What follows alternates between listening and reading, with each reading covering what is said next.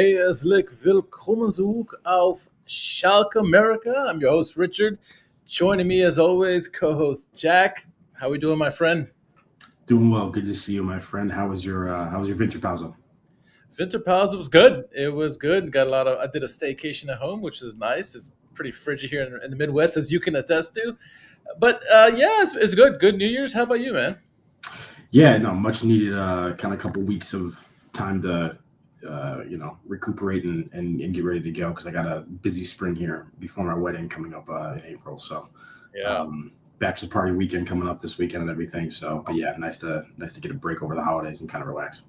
It is, and I wish more teams did what the Bundesliga and German football do, where they take a month off. It gives everyone a chance just to kind of recuperate. It should be done more often. I think it should be part of the par for the course, especially how many games they play. They play like a million games, so I enjoyed the break. It sounds like you did as well, and we kicked things off back this weekend with Zweite Liga.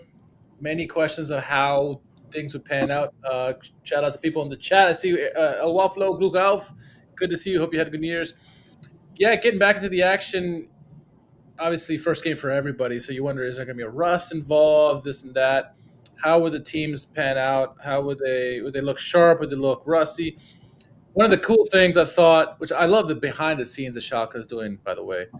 One of the videos that they shared during the Vita Pausa was a team meeting with Myron Muslich and his team. I don't know if you saw this, Jack, but he's essentially telling guys, this is the next 5 months are the hardest grind you're going to have in your life. You got to make sure you fight for every tooth and nail because everyone's going to come after us. And we have our goal in mind that we want to get to the end of the season. I was like, man, that's motivating. If he was telling me that, I'm going to already run through a wall for him. And that was I love seeing those behind the scenes things. And then great speech by Myron Muslich. Yeah, I mean, it wasn't an easy way to start off. Obviously, Hertha below us on the table after the first half of the season, but this is one of those sort of Bundesliga pedigree clubs with some dangerous opposition, and I think we'll get into that in a minute here. So, certainly wasn't an easy test on the road in the capital to start things back off. Hostile territory and whatnot. So, yeah, definitely agree with Muslich in terms of we're gonna have the target on our back for sure. The rest of the way. And people are probably going to have a little bit more time to figure out kind of what he's doing and find new ways to attack it. So, some of these, reverse fixtures in the second half may not go the same way. There may be different approaches we're going to have to deal with. So, yeah, team's going to have to stay on the toes and, put in the hard yards here. That will have to happen for sure. Rundown for tonight, we're going to obviously talk about the match that was Hertha Berlin. How do we react? How do we feel after that game? Talk about the kicker 11 as we do after most of these games. Get into the 4 talking points of the game. Look at what happened during the Winter Pause. Anything happen in transfer market so far? Look ahead to our next opponent, Kaiserslautern, and then get on out of here. But I think we're going to start out with this one with there was a little bit of a cloud ahead of the game, and that was because there was some police interactions with fans, in particular Hertha fans. As I'm sure those who watched the match noticed that it was noticeably quiet in the game. You look when they showed scenes of the home crowd, the home ultras, hardly anyone in there. And so let's find out what happened in there. I knew parts about what happened, but found an article that talks about a little bit about what actually happened. So Hertha Berlin criticized police after fan clashes and demand talks. Hertha Berlin have criticized police after clashes between their fans and officers led to over 50 injuries before Saturday's German second division home game with Schalke. Police deployment plans and presence have perceived by fans as increasingly confrontational and overall on match days, and particularly yesterday, no longer consistently de-escalating, a club statement said on Sunday. Hertha Berlin shares this perception and has repeatedly addressed corresponding observations to the police. A meeting of Hertha's board led to a demand for talks with the police to include Berlin's State Interior Minister Iris Spranger. The goal remains to create conditions in which football and its fan cultures are perceived and respected as a unifying experience, and all those involved live up to their responsibilities with prudence and respect, said the club. Police reported massive provocations and misconducts by Hertha fans at the Berlin's Olympiastadion. A total of 21 police officers and 31 fans were injured in the violent clashes in the stadium concourse. 5 people were detained. Police and fan representatives later accused each other of excessive force. So the way I heard it, and you can guess from what you heard it here on the statement there by Berlin, essentially the ultras and the police got involved. Initially, when I heard this, I thought it was the Schalke fans because the Schalke fans are quite quiet during the game.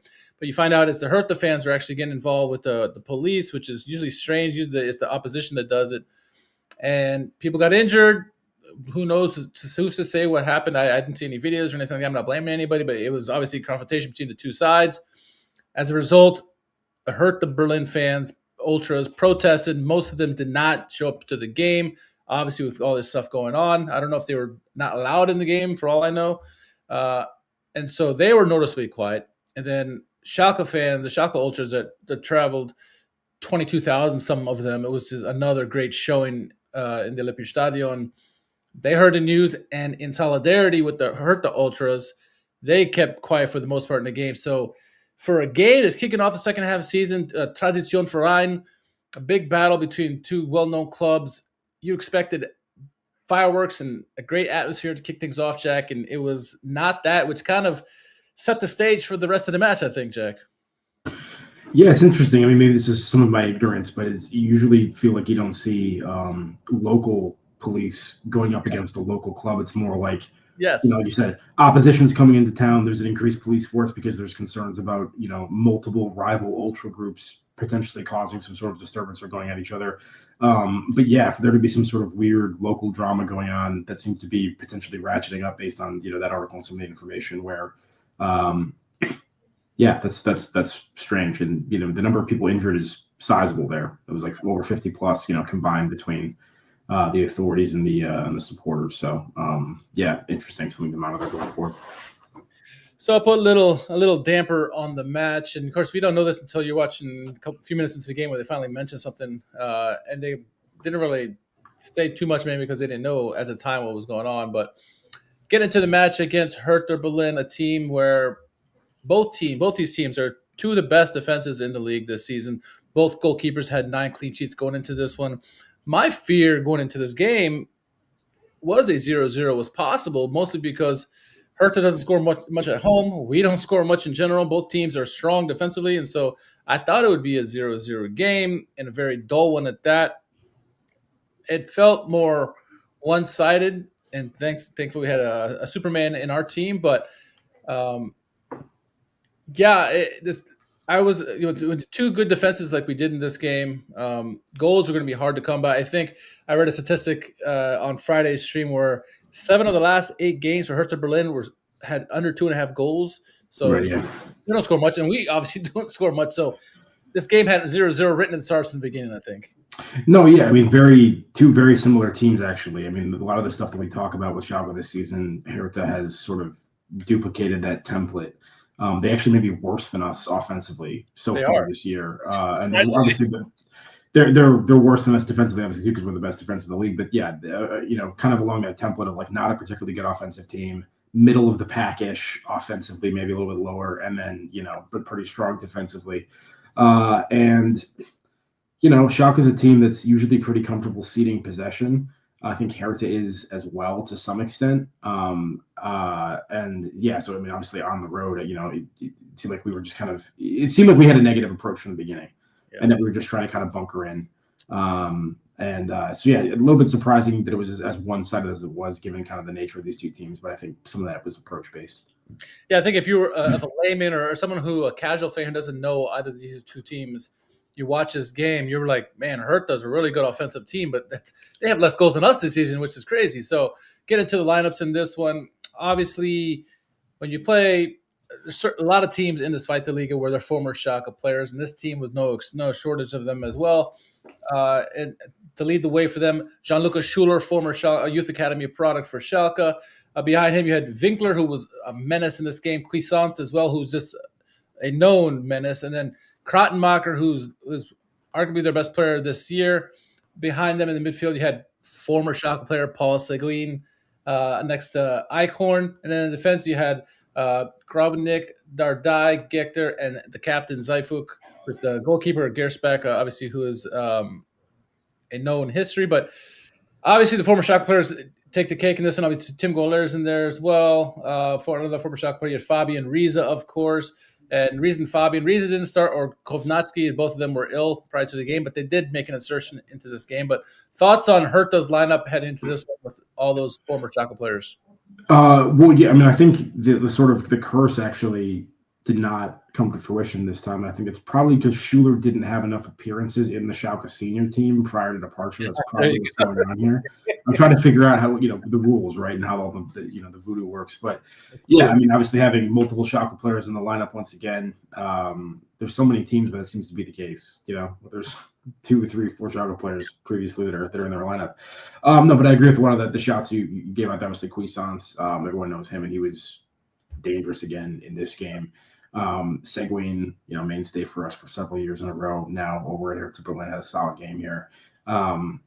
Kratmacher actually thought we did a decent job of keeping in check overall, despite how good he's been this season. So that was good, but I agree with that shout. And then the other people, just kind of based on how this game went, I thought the Ziefug was fantastic today at the right back position and caused a lot of issues for Becker, but we'll get into that. Yeah, 100%. For those who've watching us along on social media, give us a shout in the chat. Let us know where you're watching along from. Looking at the visitors in this one, Karius obviously in goal, back three. The only notable change was Becker has been starting since he's gotten healthy. He's gotten to start. So it's Becker, Katic, and Kurachai. Midfield, you had Becker back on the left wing side, Vitali Becker. Schallenberg, El Fauzi taking a place in the middle with Valentevitz on the right. And then Silla, Karman, normal in there. But Yunus gets another start in this one. I thought it was a curious insertion there. We talked about at the end of the last game, really, against Braunschweig, how active Yunus was. And so he was rewarded for his good play, getting to the starting 11. Thoughts on our lineup in this one? Yeah, I didn't expect to see Yunus in the starting 11 again, kind of bookending the Winterpause. Obviously, I think we looked at the minutes that he got to close out the first half there, being sort of compensatory, in nature, in the sense of like, hey, you have to get much of a run first half. We're going to give you some minutes here. Now that we have, first place locked up mathematically, regardless of the outcome of this match going into the break. Yeah. So to see him back in was a little bit surprising for me. Outside of that, nothing super notable. Just Becker again, though, getting in the starting lineup. That's something I want to get into. I don't have to jump into that right now, but we kind of talked a little bit about that too on the previous pod before the break, and I'm interested to see how you feel about this going forward. Yeah, that's one of my talking points tonight is Timo Becker and how we feel on him now. So we will definitely get into him because I'm excited to get into that. And we might be on the same page in that, maybe not. We'll see. But it's certainly been good to see if our sentiments have changed at all since the prodigal son has returned, healthy. See Eric in the chat and Asynchronous Luke after you, gentlemen. Joseph said Seguin got jeered so much during the game by Schalke fans. Obviously, that was lovely to see. Guy leaves us and goes to Hertha for hopefully greener pastures. He thought, and not having the greatest time at the moment, at least not against Schalke. So good to see this game. Not many talking points to talk about. Obviously, I think we said in the Discord chat how both teams didn't look sharp. Schalke in particular didn't look sharp, but both teams seemed the game was missing something. Luckily for Schalke, the one person who did show up was Karius. Within first 10 minutes of the game, Hertha, they break down our defense, and then number 22, Winkler, gets a great opportunity one-on-one against Karius. Karius comes out, makes himself big, makes a save, gets us – at least he was awake there at the time because that would have been really bad. Not even, man – half hour later, almost an identical play where ball goes out to Winkler again. Same result. Karius gets himself big, makes a save on there. Goes into halftime 0-0. Kratmacher, he came out in the first half, I believe, with an injury. But the big news for me, yes, 0-0. We escaped the first half with, I think, Karius had like 3 saves. But 0 shots on goal. And I know you talked about this before, like, how are we going to play coming out? We're going to play very defensive in this game. And we played almost like park the bus mentality where we're going to get out of our end, just keep it away. Thoughts on how the first half and shaped out and the lack of sharpness or however you want to call it? Yeah, I mean, it was really, really poor. Not a lot of possession, inability to string more than 2 passes together in possession most of the time. Very rarely got into the final third. And then from there, very rarely Did had anything? anything. I mean, yeah, zero shots on target all game, maybe. I mean, like I don't know.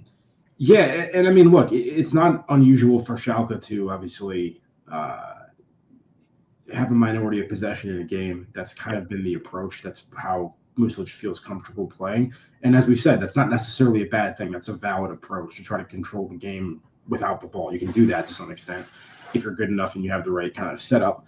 Um, yeah, the issue for me is though, I think a lot of times this season that's come along with some more aggressive pressing or triggers in certain moments, which I didn't see a lot of in the first half. It really did feel like we're going to allow them to have the ball up to midfield, maybe a little bit further before we really start putting any sort of significant pressure on. So they had a lot of space kind of in their back to kind of whip the ball around and figure out what they wanted to do.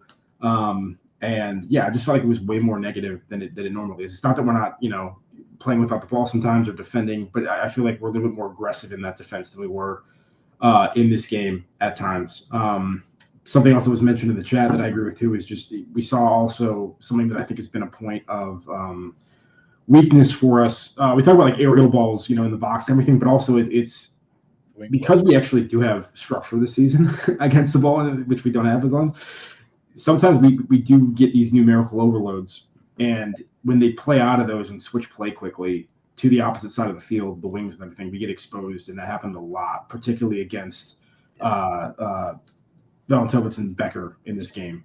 That side in particular, I thought when they switched over there, we were exposed consistently. So the first half was a lot of nothing, and then kind of punctuated by brief moments of danger when that side was getting exploited for the most part, and Karius was having to get called into action. Yeah, I think that's a great shot about the right-hand side because it didn't seem like the normal Valentovitz that we had been seeing leading up to the winter pausa. He looked he just off. The whole team looked off, and Muslich recognized this and brought in Gantenbeim to try to shake things up. Gantenbeim is known for pressing and getting the action quickly. Ultimately, you did see Yunus also had a quiet game, and Gomes came in for him as well, try to inject some kind of pace and just anything into this lineup. But much of what we saw in the first half continued on into the second half. You mentioned Gianluca Schuler. He's done well for Hertha this season. Didn't really factor against Schalke because obviously the points you made earlier. But in the 60th minute, he did get an opportunity. Ball coming to the box. He gets a free header. Ultimately, easy save by Karius. But him being quiet was a good thing because, it seemed like everybody else was getting open for them. He had another opportunity later in the game where he just missed the goal completely because he came on 1-on-1 against Karius once again. That one was frustrating because Schalke just gave up on the play. I thought there was going to be an injury whistle, which there wasn't, and they just allowed basically a free. I mean, if we had lost the game on that would have been. Oh my gosh! Yeah, unfortunately, he just missed the target. But yeah. And a few minutes after that weak header by Schuler, Cuisance, another guy who's tormented everybody, not just us in the past. He came in, gets a shot from a obscure angle, but nonetheless, it was a good shot on target. Karius makes a save. Probably 10 minutes after that, around the 75th minute mark or so, Dudziak, who had come in for Krottenmacher had to go out with, I believe, an injury early in the first half or midway through the first half. Dudziak came on. He's a good player for them. Gets a great shot off from outside the box. Karius makes a fantastic save on him. And really, the final save, the eighth save of the game for Karius happened in the 94th minute. The last free kick of the game, ball goes into the box, kind of deflects off a Hertha player, goes back. Another Hertha player's in the back door, gets a header on Karius. Karius makes a save right there on the goal line. That's the end of the game, 0-0. A lot of weaknesses throughout the game. A lot of guys, Becker, Valentovitz that you mentioned already, and you look at the other side, the other Becker didn't do that great. At times, it seemed like Schallenberg was making mistakes, but I think he did, for the most part, an okay job. But just not good enough. It was just too defensive, park the bus, no initiative whatsoever. We're used to some initiative at least. This game had none, and arguably the worst game of the season for us. No goals. Karius saved our ass big time. Pretty bad way to kick off the Rook Run the Jack. Yeah, I mean, part of me would like to say like we did all right defensively, but like you said, there were way too many one-on-ones with Karius where, if even two of those had gone the other way, it's a very different game all of a sudden. So I do think we were slightly fortunate, but it just goes to underscore once again how important that signing was. We don't need to keep talking about that every podcast, but like he's not a Bundesliga 2 level goalkeeper essentially. So he's a little bit better than that, and so to have him is hugely fortunate for us this season. It's going to be big down the stretch. Obviously, he stays healthy and whatnot. Yeah, I thought this was one of the worst games for Valentovitz, and I thought, Becker, him working his way back into the lineup here, I thought he was poor in this game. He seemed a little bit off the pace. Yeah. Just like physically a little bit. And some of that might be, I mean, I understand match fitness, but like if he was fit before the Winterpause and then had another like month or so to train, like I would expect him to look a little bit like physically sharper than he was in this one. And he just seemed off the pace. Like he seemed like he was a little bit more of a liability defensively than anything else. And he wasn't particularly good in possession in this game either, which isn't like a huge strength of his, but like that's an area where he can contribute as well generally. And I didn't think it was there. So I think that kind of stack of the two of them on that right-hand side causes a lot of issues, whereas like the Kurachai-Becker stack is a lot stronger on the left-hand side. The reason it didn't really like do as much for us is just that I think that, Becker's verticality was limited in this game by Zifuk and how strong he was defensively and how many, issues he was causing down that side too. So, sorry, Mike. No, I like that you use the term verticality because I think two of the key guys for us on the build-up play, and Asynchronous mentions here in the chat, how Kurachai or El Fauzi really the guys who help bring the ball out from the back, really. And Hertha did a really great job of shutting them down and forcing others like Katic, who I thought also had a pretty poor game overall. He's not that great of a passer in general, and I thought he was lacking. He's always lacking the pace, but he seemed off as well, getting beat quite a lot. Kurachai had to save everybody's butt back there when it wasn't Karius. There was a play very late in the second half where I think Becker and Katic just before Ihan came on, Becker and Katic both got beat. Kurachai came sliding in to make the save, and then Karius made the first save, and Kurachai made the second save, something to that effect. So, yeah, the defense wasn't up to snuff. It's very odd game all the way around. Like I said. Can I make one other comment? This is kind of out of nowhere too, but one thing I want to say is if Younes is going to be on the field, I feel like you almost have to like intentionally play through him. Yes.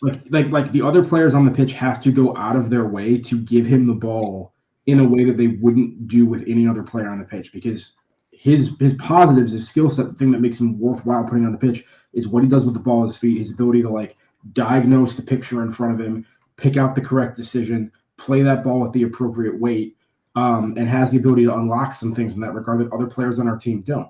Outside of that, he's not bringing a lot to the table, and there's some areas we could argue he's a liability. So if you're going to have a game like this, in particular, like, and maybe this wasn't the right game for him in terms of how we were looking in terms of our possession and everything anyway, but I just feel like, great, ball turns over. If it turns over somewhere in the midfield, unless you have like a clear counterattacking opportunity through somebody else, where's Younes?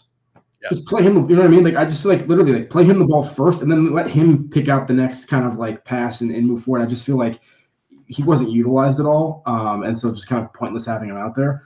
And yeah, in possession as well, it just seemed like every ball we hit was kind of like a 10 or 15 yard dink into space to no one in particular. There was any 50-50 ball we were going into, there didn't seem to be any sort of like intentionality to like where I'm trying to win this header to. It was, I'm winning this header, I don't care where it goes. And then it usually just went to Hertha immediately. Yeah. So like that kind of stuff was really frustrating in this game as well. Yeah, I'm with you too, because like, yeah, the ball and the play has to go through Younes, because otherwise he's useless out there, and it shows. Like you said, even defensively, he's not going to be helping out. Though or occasionally he'll if we're winning late in the game, maybe he'll be motivated. But it seems like it's not there. He's better suited as a coming off the bench in that spark plug, because even though they didn't start, Fabian Riza and David Koznachki, they came out and they were that super sub. I was worried, like, oh shit, here comes Fabian Riza. Here come arguably the two best players coming off the bench here. I'm like, here we go. And so we need something like that. And Younes can do that. We don't have Lasma anymore because he's injured. And so there's very limited amount of people who can be that spark plug for us. Yes, Eunice has the ability to unseat a defense when, like you said, the focus is him and everything distribution wise comes through him. When it's not, he's more of a liability, and so better bringing him off the bench in that situation so that he can kind of change things up and go after a tired defense. Didn't happen. They brought in Gomes to try to liven things up. He was at least more active than Eunice was in this game. But so, yeah, it was a strange game. I think overall XGs, they had something like 1.5 XGs to ours was like not even zero point 0.2. It was pretty bad. They had, which is normal for us, giving up 200 more passes than they did, which is pretty standard for us, honestly. Cuisance, 7 shots. To play that abysmally, but to go on the road and get out of there with a clean sheet and a point, though. Yeah, it's a crazy. I mean, it's not. I mean, I'll take it. Like. I mean, yeah, it's. Sure. That's what's wild. It's like that's how we've gotten to this position at the table. I think all season is like these are the kind of results we're getting at times. We're like we're not playing well. We don't really have much to offer. But people just can't beat us. Whether it's the defense doing that or whether it's Karius, which was the case today, him kind of doing it instead of the defense. Like it doesn't matter. Like and yeah. So I mean, not a good result, not a good performance, but like I'll take a point on the road in Berlin. Yeah, absolutely. And I think Carey said after the game, he's like, I didn't see many balls in the game. He's like, well, dude, you had 8 saves. Like, what the hell are you talking about? But yeah, we had our worst game of the season so far on the road. Our fans were quiet, which didn't help us, and I understand why they did it. But we get a point against Hertha Berlin, and I think, yeah, we'll take a point 100%. The question was, was it going to be a 1-point lead going in, coming out of the weekend? And lo and behold, we have our worst weekend of the year.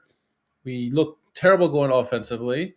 Karius has to pull saves out of his ass, and somehow we extend our lead this weekend because Elfersberg, who got rid of their star striker, he's gone. They lose 3-2 thanks to Nuremberg. Darmstadt drew their game, so they got a point, but they're still 4 points behind us. Paderborn lost. Kaiserslautern beat Hanover. So pretty much everyone in the top 6 dropped points outside of Kaiserslautern, and we extended our lead. As bad as we played, and I hate the way we played, we extended our lead to 4 points now, which is like, what? So I'll take it, but damn, I don't want to see more of that, man. At least not the way we played. I don't want to see more of that. No, that's what I'm saying. I mean, like, especially with that additional context, like, you have to just kind of feel like decent about it, despite the performance. But yeah, that's why defense is as important as it is. If you give up 60-plus goals, you're not going to do a whole lot. If you can find a way to, keep the opposition from scoring on days like this where you have nothing to offer offensively, you're at least going to be in the match, and you can still, slowly accumulate some of these points on days where you're not at your best. And that's what Schalke's done, well this season, I think, for sure.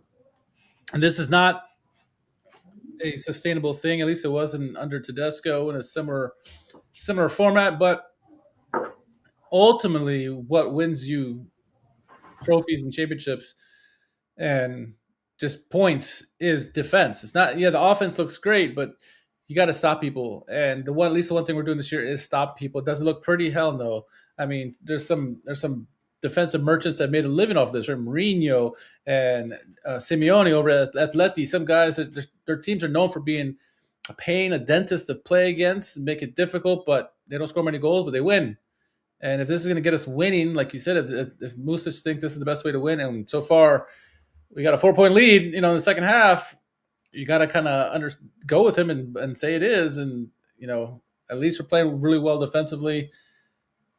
It's a hard game against Hertha Berlin. Obviously, you got a little more challenging opponent coming up here this weekend with Kaiserslautern in the sense that they can score some goals. But, yeah, ultimately, in hindsight, we look at this weekend, it was a positive weekend.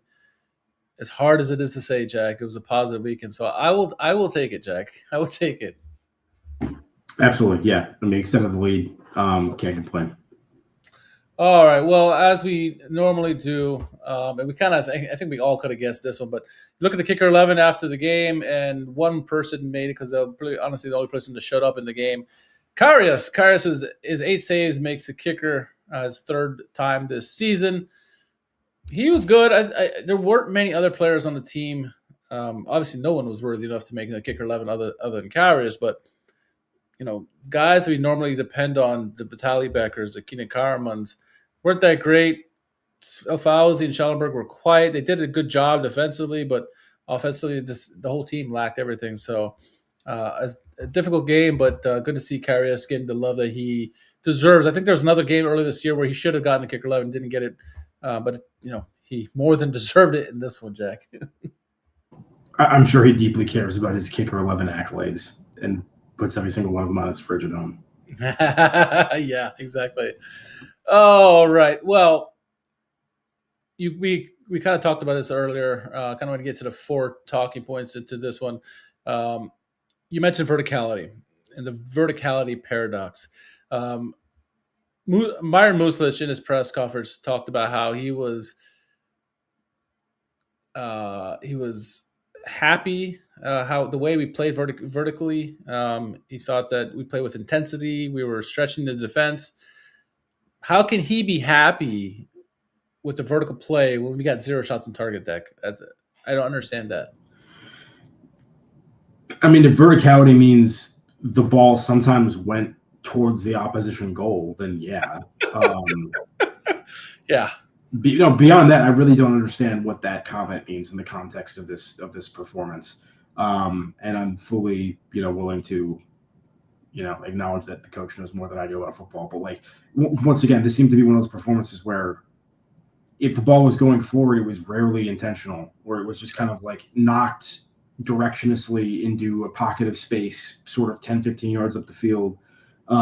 This was not a game where I felt like I just talked a minute ago about I thought Becker is somebody who's typically helping us get forward and being utilized a lot. I didn't feel like there was a lot of that in this game. Yeah. Certainly not from the opposite side of the field either with Valentovitz and Becker. I'm confused by that comment. I don't feel like we put anybody under pressure. I don't think we really got forward much at all. So, I mean, maybe he meant verticality in the sense that we started the transition quickly. It just failed after that because the wing play, whether it's Valentovitz or Ganson by him on the right or Vitaly Becker on the left, it was poor and never registered any kind of chances for Karaman or Musasilla to get on the end of it. The only time I think Musasilla touched the ball in the game was where I think Gattenbeimer or someone swung the ball into the box and he went for this audacious overhead kick and he kicked it the wrong way.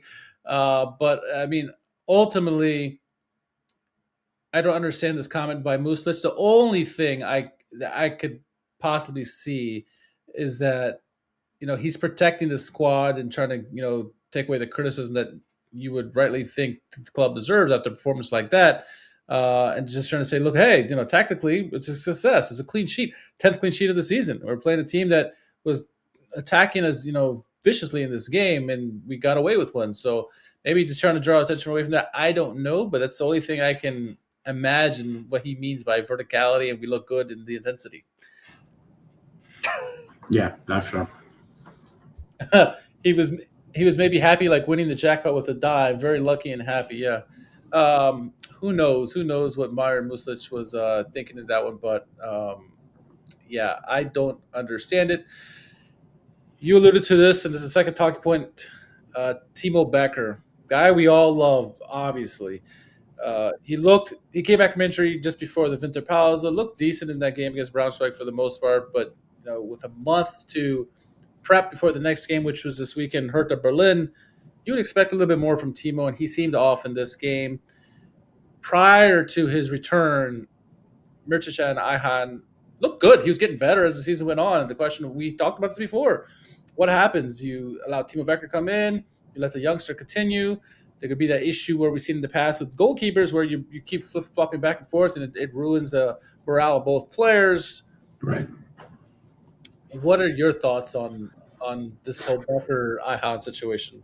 Yeah, I mean, I would probably view Becker's performance in that Braunschweig match a little bit more harshly. And granted, he's coming back from injury. It's kind of a throwaway game at the end of the season. It's not nearly as important as this game against Hertha.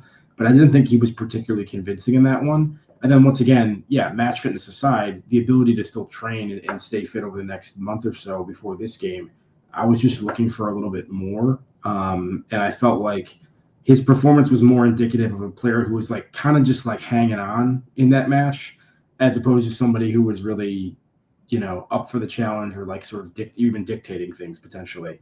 Because sometimes you have defenders back there in particular matches that are, having a significant impact on the game. And it just felt like he was, like I said, a step slow, a step behind.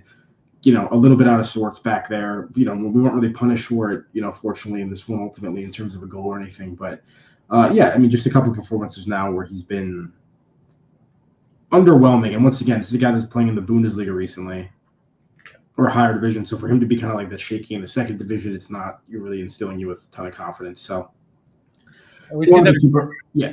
Sorry, go ahead. So we've seen that from him before, where he looked really good in the Bundesliga and then goes to the Zweite Liga and we didn't play him, remember?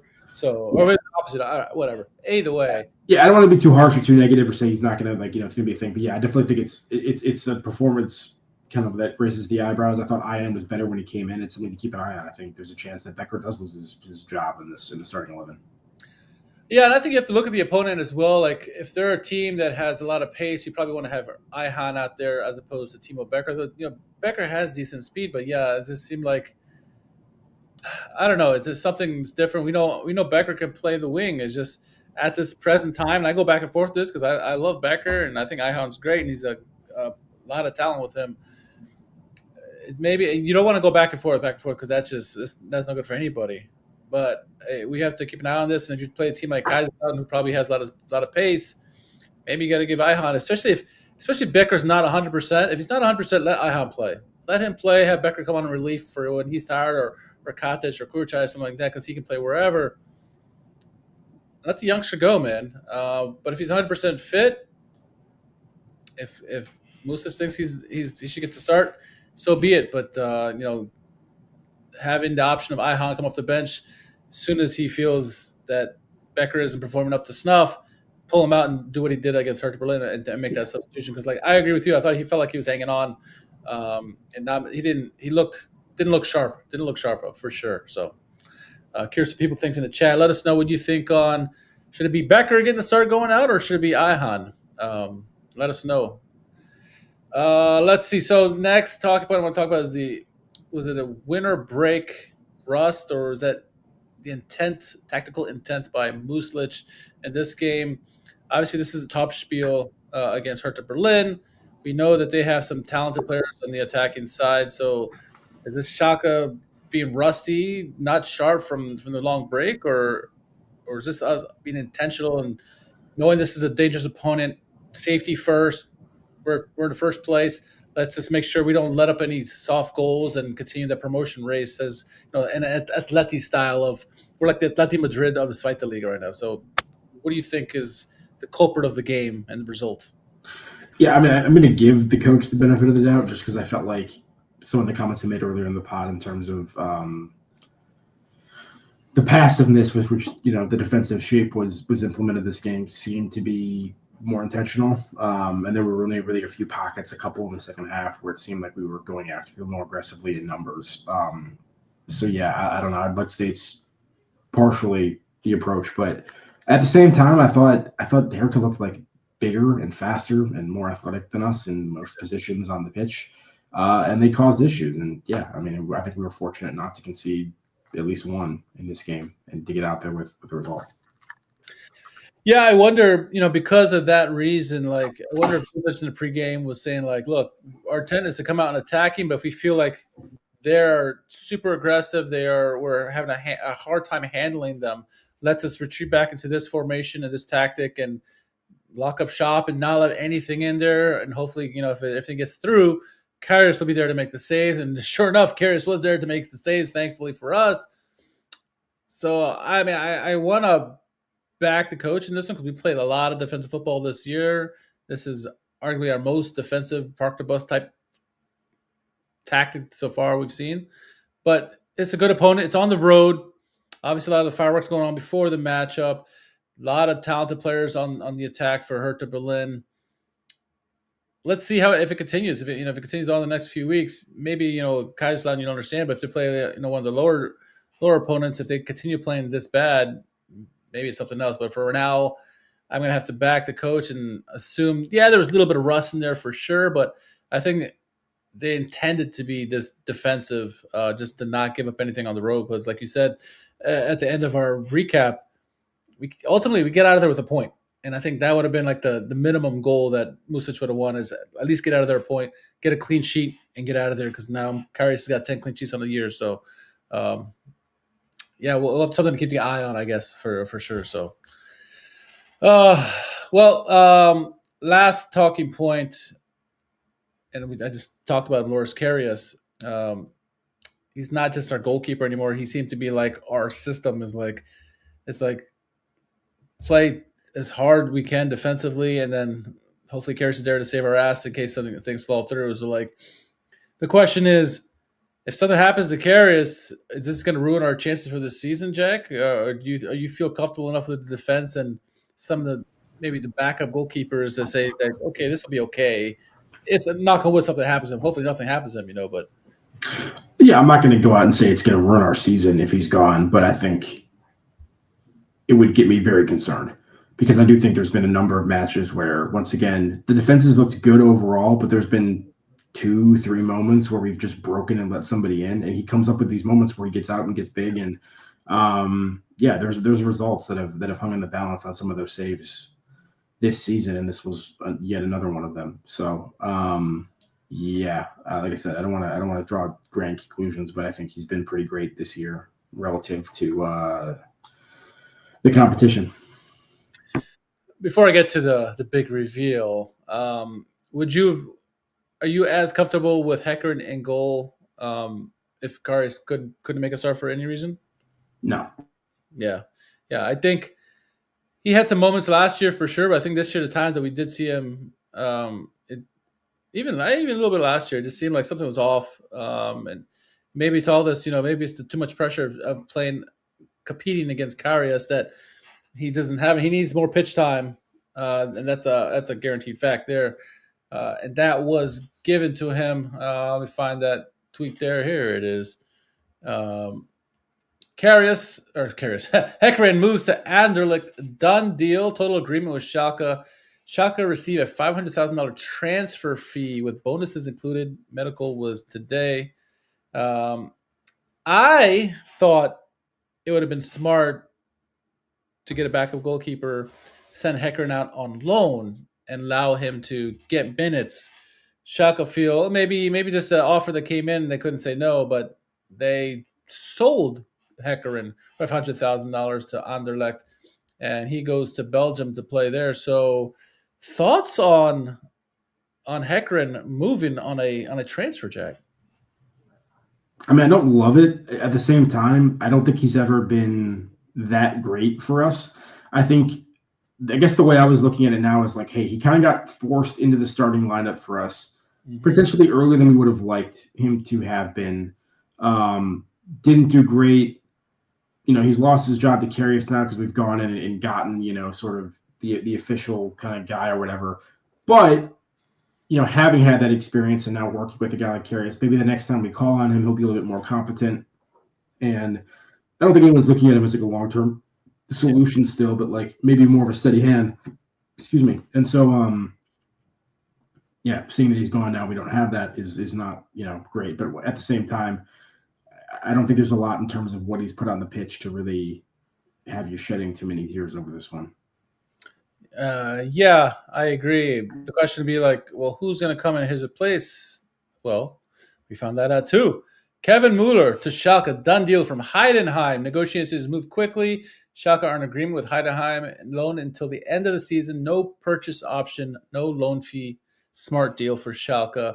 He is a decent goalkeeper, good backup half. So if you do have that injury or something happens at Karius, at least you have a guy who's been there, done that, has some experience. And so Mueller as a backup, based on his past and his experience, I say that's probably a better move than having Hecker in play. But I'm not the way this deal worked out with no money than Schalke's end. It's just a loan, dry loan. I'm okay with it, Jack. How about you?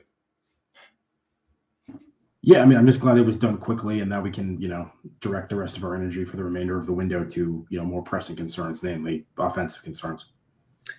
Yes, absolutely. And the two areas that you probably want to shore up this winter pause as best you can.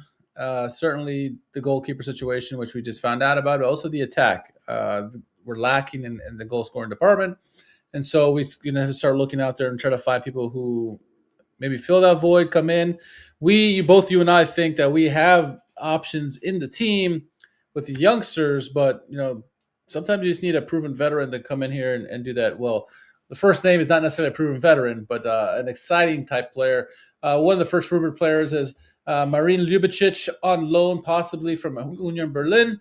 He did not play this weekend, so the rumor mill was a buzz that maybe he's coming to Schalke. He's averaging like a goal every 10, 20 minutes this season. He only has 2 goals, but he's only played 20 minutes. He has some potential. He's an exciting player. I know him from FIFA, so that's how I know him. But an okay name. Any thoughts on this if it were to happen? I'd be very okay with this move. Actually, I would like this move. Not like thrilled about it, but I think this would be. I think this would be as close to like an optimal for the money or kind of situation that you could get mid-season. You know what I mean? Like, yeah. Because especially if we are fortunate enough to get promoted, you don't have to worry about paying his contract next year. I don't know if there is an option to buy, but you could go there and find someone who can maybe lead you into the Bundesliga if that's what happens to the team. Another name that came up, another option I saw today, according to Sport Daily, Jan Kuchta is on the list of reinforcements from Schalke from Sparta Praha.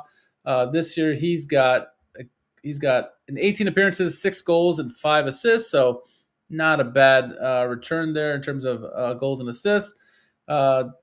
Sparta apparently said that they won't get in his way if there's a deal that is struck, but we'll see how much it is with the financial constraints of Schalke. But that's an option there. Any thoughts on this person here who I didn't know about until today? No, I have to go and look at some of his performances this season. I can't really speak particularly educated about it at the moment. Yeah, not me either. Now, a guy I can speak pretty educated on is a guy that we've talked about for a while, and is a name that's been rumored for quite a while, obviously with the connections with Katic and Myron Muslic. Of course, I am talking about one Edin Dzeko. According to Florian Plattenberg, Schalke are exploring a surprising winter move for Edin Dzeko from he is currently with Fiorentina. Obviously, I just look at his jersey, I see that. Paris FC are also interested in him. They have more money than we do, so we'll see. Decision right now is up to Edin Dzeko. The money is with Paris FC. Paris has a lot of sponsors. They got a lot more money, and they are trying to get. I think they are in Liga 1, but obviously Schalke can go to the Zweite Liga, less money, but he loves what Schalke are doing. Also, that kind of helped this rumor mill go is that all of a sudden he starts following Schalke. He starts following, I think, Karaman and Karius and a couple other players too. So, thoughts on Edin Dzeko? He feels like he's 96 years old. He's only 39, right? But he's a proven goal scorer. He has been even this past year. He's a consistent, proven goal scorer, and he's been there, done that. Yeah, I mean, yeah. In terms of the offensive impact, if we can find a way to get him chances in and around the box, you would feel like he'd be able to do the job at the second division level for sure. So I'm not worried about that. Also feel like in terms of hold-up play, he could be useful stylistically if we wanted to go more that direction. I think that's something that Silla isn't as good at times. So I think I'd be interested to see how he works together with Karaman. I think it would become increasingly important to get some speed on the field alongside those two if that becomes a thing. So I don't think you're going to be seeing like Eunice out on the left. I think you're going to be seeing like Gomes, and like maybe somebody. I don't know. We'll have to see how that goes. Lasman, if he gets healthy, I don't know. This was a rumor that I think we heard like a couple months ago, and then there was really no follow-up. So it just seemed like it was kind of a flash in the pan thing. But like you said, this past couple of days this week, it seems like this is a legitimate possibility. As you mentioned, he's not going to be coming here for the money. He's going to be coming here for the glory and for sort of like the project and the challenge. I think it's probably going to have to be a fairly heavily incentive-laden contract to even make it worth his time. So it's going to probably be like, hey, if we get promoted, he gets some sort of bonus, sort of, bonus per goal scored kind of thing for him. But look, I wouldn't. If he wanted to come here and we could make it happen for something that's not going to like financially ruin us, I would not say no to a couple-month experiment with Dzeko for sure. I'm on the same boat. I've watched him his entire career, especially because he played most of it in Italy. But no matter where he went, even last year, he spent the year in Turkey and was producing like crazy out there for, I guess it was Fenerbahce when he was out there. he's a good goal scorer. He's one of those guys who's just a poacher and can score no matter the age. He's got okay pace. He's always had okay pace. It's nothing like he's been a burner there. But he's so smart. He's so technical. He can put the ball in the back of the net from anywhere in the box, inside or outside. He is a goal scorer. So yeah, I'm with you. If as long as there's no financial restraints there, nothing's going to cripple us further than we already are crippled. Um, then I'm fine with it. And I said, let's go. But I agree with you. It has to be somebody playing alongside him that has pace. Maybe it's Silla, maybe it's Gomes, maybe it's Zaida Musa Chabara if he's healthy. I've seen he's been getting some minutes. So we'll see. We'll see. He needs a service though ultimately, and I think that goes back to saying like the wing play's got to be a lot better. Whether it's Gentebime or Valentevich on the right or Becker on the left, he needs a service. Any striker needs service, and so does he want to play with a team that where he gets limited amount of chances? I don't know. Maybe. Simon Tarota flourished. He didn't flourish. He did well in the situation where he gets limited amount of chances in the game because he didn't need many chances. Dzeko is just in a similar boat, but we need some pace. We need some better play by the rest of our team if he's going to be successful or anyone's going to be successful. So I think all that is incumbent on a guy coming in to fill Ben Manga's old position. That's Maximilian Luftel. We snagged him from Hannover 96. He starts July 1st, I believe, unless there was something I missed where he maybe starts already. But from everything I've heard about this guy, and I don't know too much about him, I read a lot about him though over the winter break.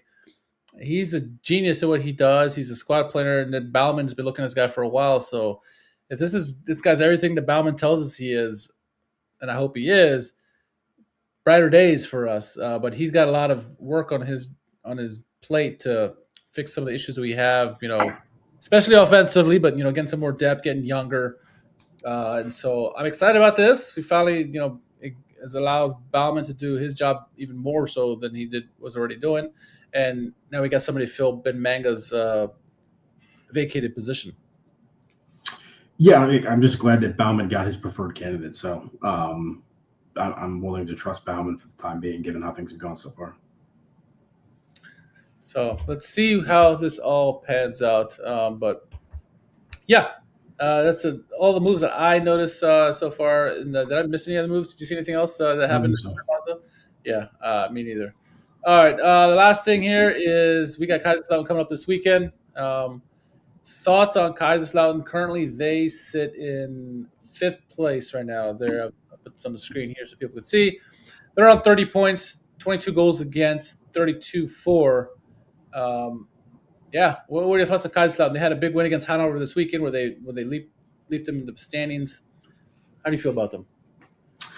I am going to let the Kaiserslautern match irrationally affect my emotions on Schalke for the rest of the season. I feel like, given the performance that Kaiserslautern's coming off of, how much more dangerous they are from an attacking sense than we are this season.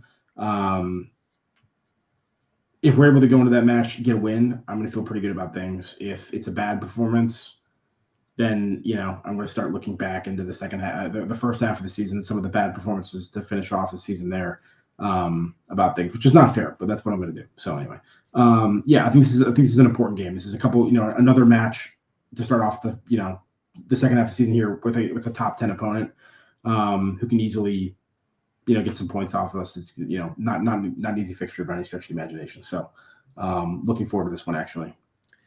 Yeah, this is I'm there with you on the irrational part. This is our biggest psychological test of the season so far, and it could heavily impact how the rest of the season goes. This is a team who is essentially our bogey team. They're much more talented than we are offensively, like you mentioned. They've won 4 or 5 games in a row against us, including one early this year where they won 1-0. How do we handle all of this? And so there's 3 takeaways, I think, 3 keys to victory for us. They got a youngster over there. His name is Skitta. I forget his first name. Finnish player, really good. He's got like 8 goals or something from the midfield. He is super talented. Ron Schallenberg as good as he was has been this season and last game, he's going to have to like shadow him, follow him around. Don't let this guy create space. Essentially, you shut down Skita, you have a greater chance of winning this game, or at least getting the draw on this one. Their top striker, Ivan Prityan, he's out injured with a hip injury, so they're going to focus on Nathan Skitra to stop him, and so Schallenberg's going to have to be on it. Essentially, if Skita doesn't touch the ball, we have a better chance of winning the game. It's pretty simple, honestly. Second thing, and you alluded to this in the Hertha match, the wing play's got to be better. Whether it's Gantenbeim or Valentevitz on the right and Becker on the left, they got to produce and create more chances offensively. We need to spend more time. Becker, in particular, needs to spend more time in their zone than in our zone. If he's constantly playing defense, we are not getting anything to attacking area, and so the wing play has to be immense in this game. And then lastly, it's that mental block that I just talked about. It's we lost 4 games in a row against them. We're going to have to – Music is going to have to get into the guys' heads that get this trend of games against Kaiserslautern out of the way. Attack them in the first 15 minutes the way we attacked Hertha Berlin in the first game of the season, where it was just a constant pressure, constant pressing, which we didn't see against Hertha Berlin this last game. Constantly ram it down the throat in the first 15 minutes, get them off of their game so that Kaiserslautern is worried about Schalke, and then hopefully we get an early goal, and that kind of disrupts what Kaiserslautern's plans are for the match, allows us to get into what our bread and butter is defensive play, and I'll feel a lot more better because then we have more opportunities on the counterattack because we'll be pressing a lot. But if we allow Kaiserslautern to attack the way we allowed Hertha Berlin to attack, it's going to be a long-ass game, Jack. So that's my 3 key takeaways. If we can do that successfully, we can get out of there with a win, which would be fantastic for the rest of the season. And if it doesn't, it could be harmful. And that's me being irrational as well.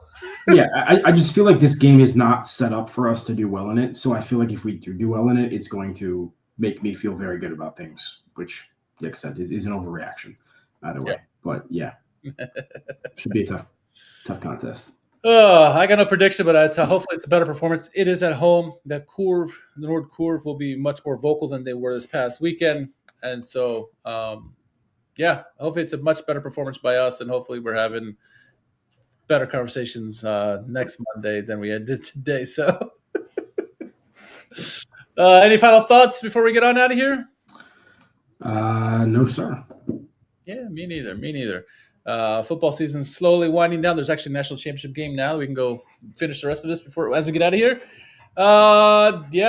Next game is this coming weekend against Kaiserslautern. We'll see how this game pans out, but excited to see how it pans out. And I said pans out like twice in a sentence anyway. Time to get out of here. Jack, where can our followers find you on social media? At JMMegan, JMMANGAN on Twitter. Wonderful. You can follow me at R_KHARMAN. More importantly, follow us at Schalke America all across social media. Make sure you follow or subscribe all your YouTubes or Twitches, all that stuff, and share us with your compatriots wherever they may be. We need the follow. We need the help. So join us on Discord if you haven't done so already. We talk Schalke and all kind of things throughout the week, not just on game days. All right. We will catch you guys here next week. I'll try to get it a streaming maybe Friday or Saturday, leading to the game, kind of preview the game. But outside of that, we'll catch you on the next podcast. For Jack, myself, enjoy the rest of the week. Enjoy the national championship if you're watching it. Glück auf.